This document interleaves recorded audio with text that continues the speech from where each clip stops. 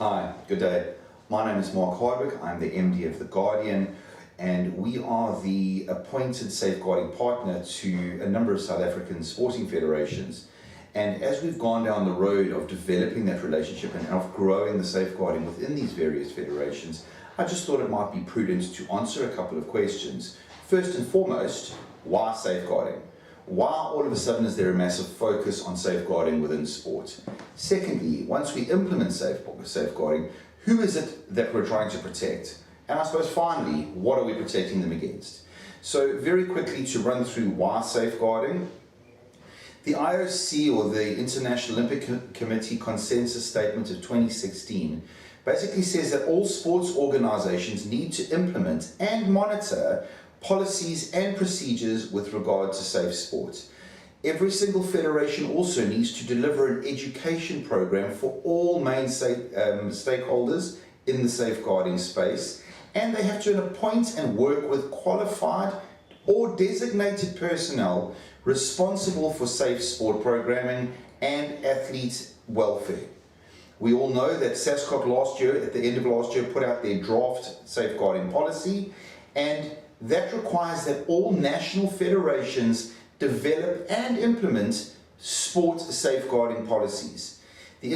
All international federations now are driving for national federations to have safeguarding policy and procedures.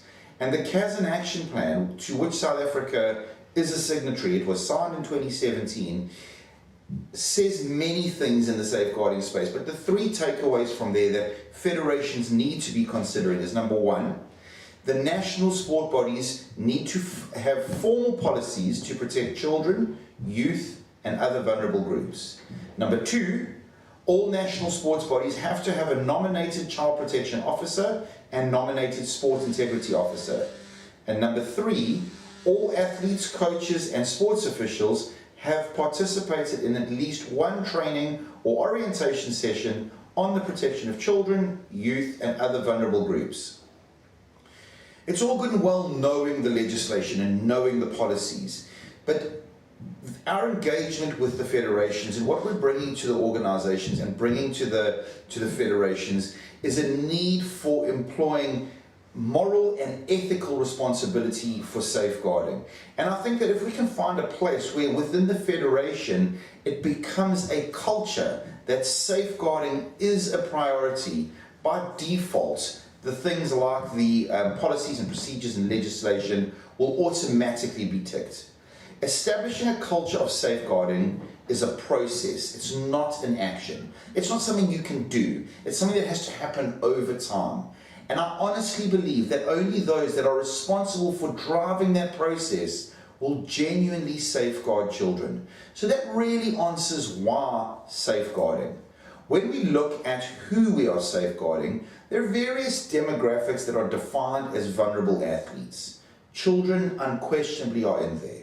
Young adults, people with mental or physical disabilities, competitive athletes, women, elderly persons, other vulnerable adults. It's important that we know that these demographics over history have been the complainants in most of our cases, and we need to be taking steps to ensure that all vulnerable athletes are taken care of, that policy is in place, and that procedures are in place to drive a safeguarding culture within every single federation. What is it that we need to safeguard them against? Well, excuse me, most sports, all sports, have rules, and those rules are in place to ensure that the game is played fairly, and also to ensure that the athletes playing the game don't get hurt whilst playing the game. The safeguarding we're talking about is not that level of safeguarding. We're talking about safeguarding against abuse. We're talking about safeguarding against assault, sexual harassment, sexual assault, inappropriate training practices, discrimination, intimidation. Primarily the goal is to ensure that all elements are handled with integrity and in the best interests of both the athlete and sport.